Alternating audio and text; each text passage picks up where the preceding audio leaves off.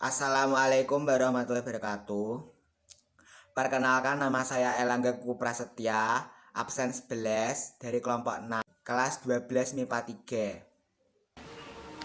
Assalamualaikum warahmatullahi wabarakatuh. Perkenalkan, nama saya Elsa Salsabila dari kelompok 6 Prakarya kelas 12 MIPA 3. Perkenalkan, nama saya Erni Fatmawati, nomor absen 14.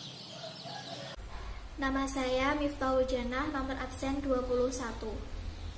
Perkenalkan, nama saya Zainal Mibi dari kelompok 6 kelas 12 MIPA 3. Pendahuluan. Dalam mata pelajaran prakarya dan kewirausahaan, topik yang akan dipelajari meliputi 1. Perhitungan harga jual produk jasa yang meliputi A. Pengertian harga jual, B. Metode penetapan harga produk, C. Faktor-faktor yang menentukan perhitungan harga jual produk jasa. 2. Media promosi produk jasa profesi dan profesionalisme yang meliputi A. Pengertian media promosi, B. Macam-macam media promosi, C. Media promosi usaha jasa profesi dan profesionalisme. 1. Perhitungan harga jual produk jasa. Perhitungan harga jual produk jasa. Harga jual produk adalah biaya produksi yang harus dikeluarkan perusahaan pada periode tertentu. Di dalamnya terkait dengan biaya pengadaan bahan baku, alat produksi, bahan pendukung, dan lain sebagainya.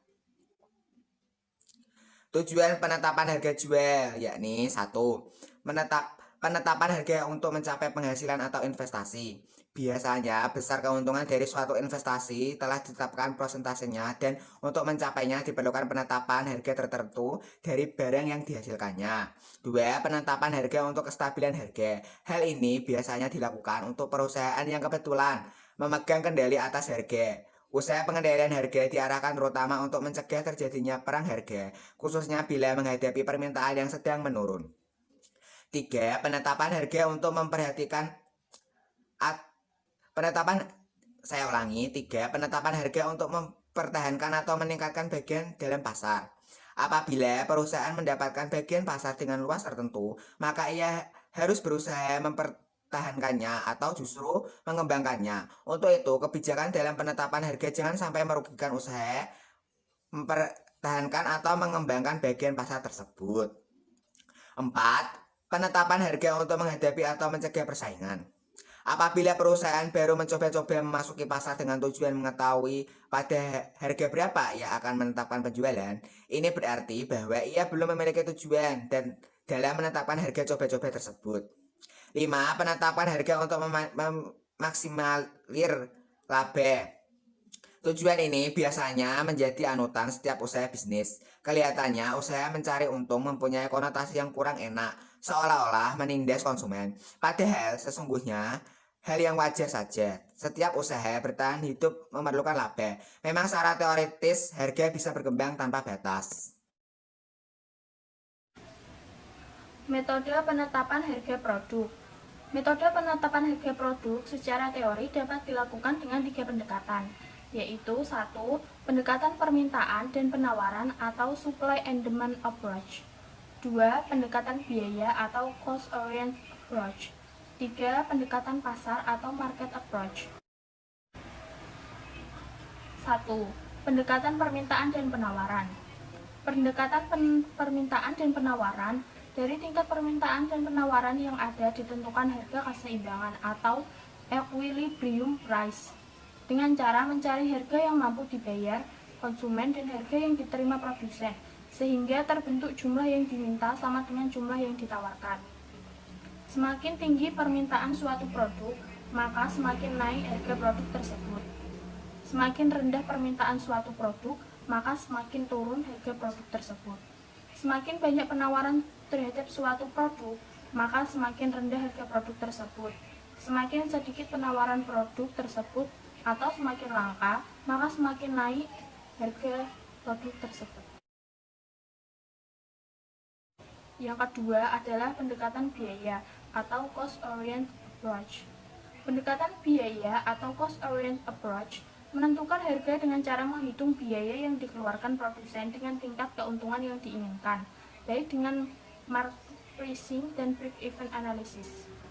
Market pricing adalah kita menambah sejumlah di ongkos biaya produksi untuk memberikan produsen keuntungan. 3. Pendekatan pasar atau market approach. Merumuskan harga untuk produk yang dipasarkan dengan cara menghitung variabel-variabel yang mempengaruhi pasar dan harga, seperti situasi dan kondisi politik persaingan dan budaya. Perhitungan harga jual produk jasa ditentukan oleh faktor-faktor sebagai berikut. 1. Standar upah atau gaji terkait sertifikasi profesi yang dimiliki. 2. Bahan atau suku cadang yang digunakan. 3. Tingkat kesulitan pekerjaan, seperti pada pekerjaan servis kendaraan. 4. Standar upah minimum tiap daerah. Penentuan harga jual berupa barang berbeda penentuan harga jual berupa jasa. Harga jual barang dapat menghitung alat dan bahan yang digunakan untuk membuat barang tersebut, lalu menentukan beberapa persen profit yang kita ambil. Kita dapat menentukan harga yang lebih tinggi karena keahlian seseorang tidak dapat diukur dengan uang. Keahlian yang kita punya bisa sangat berharga ketika dihadapkan dengan ketidakbisaan orang lain. Semakin profesional, maka semakin tinggi pula harga jual yang bisa kita tawarkan. Harga jual jasa dihitung berdasarkan biaya produksi, alat atau biaya penunjang profesi jasa ditambah biaya jasa. Evaluasi harga dapat dilakukan dengan dua hal. Yang pertama, kebutuhan. Semakin bertambahnya pengalaman, semakin bisa menyelesaikan persoalan dalam usaha jasa profesi. Hal itu dapat dijadikan bahan pertimbangan untuk menaikkan harga jasa. Yang kedua, tingkat kepuasan konsumen. Menaiknya dan menurunnya harga bisa bergantung pada tingkat kepuasan konsumen. Media promosi produk jasa, profesi, dan profesionalisme. Pengertian promosi. Pada slide tersebut telah dituliskan pengertian daripada promosi. Di sini saya akan menjelaskan pengertian promosi secara terperinci. Promosi adalah kegiatan komunikasi bidang pemasaran oleh produsen ke konsumen untuk menyebarkan informasi pasar sasaran atas produk yang telah ditawarkan, guna mendorong konsumen untuk melakukan pembelian. Sedangkan promosi jasa dapat dilakukan dengan mengadakan kegiatan di suatu lokasi, promosi melalui poster ataupun iklan, dan radio ataupun internet.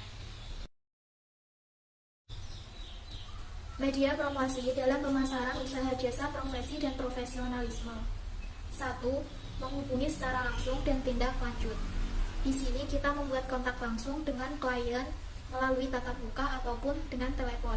Setelah melakukan kontak langsung, perlu adanya tindak lanjut agar hubungan klien dengan kita lebih kuat dan saling mengenal.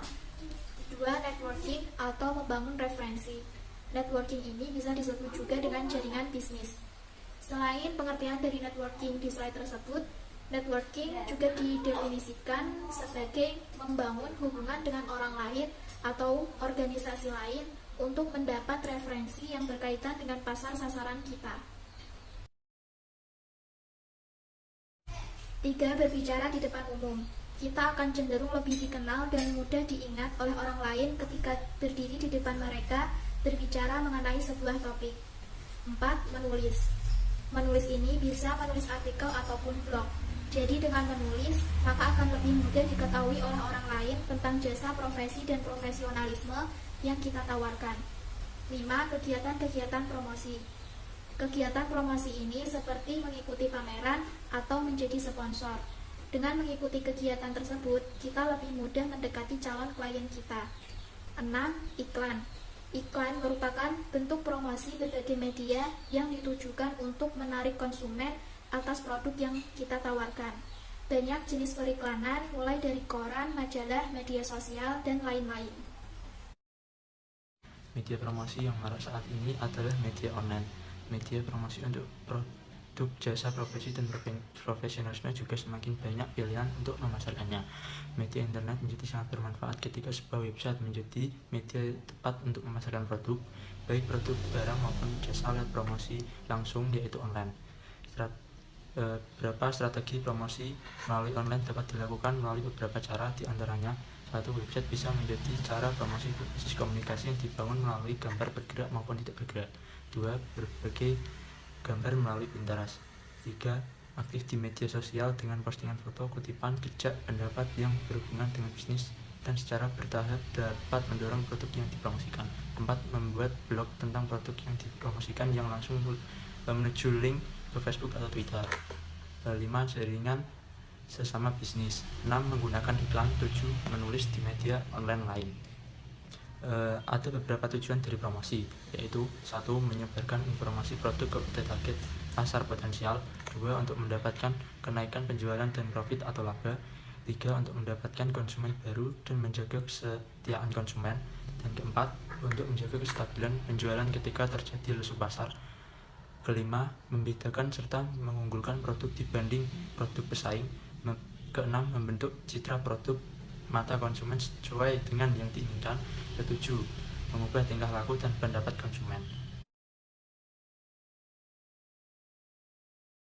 Nomor 1, kegiatan dan media promosi bergantung dari titik-titik yang menjadi target promosi yang dilakukan.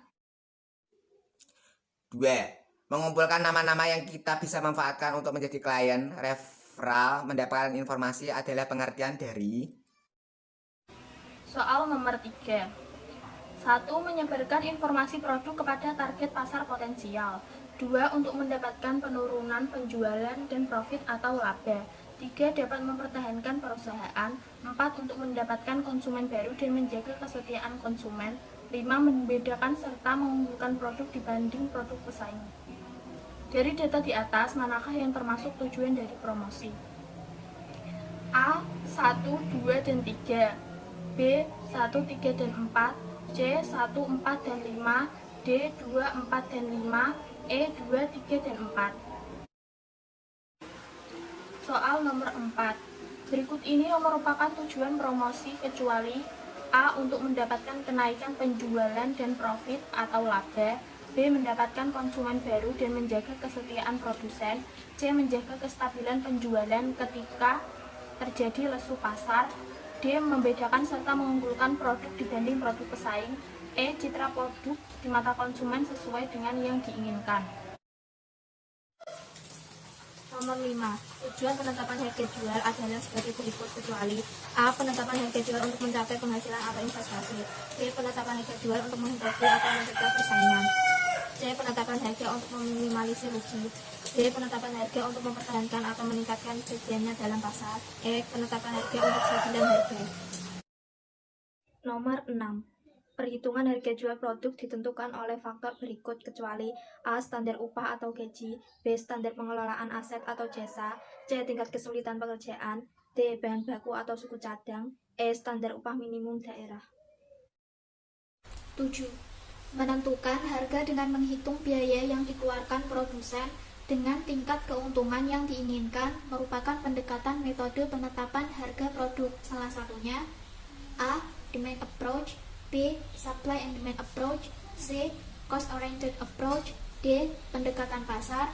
E. Pendekatan promosi.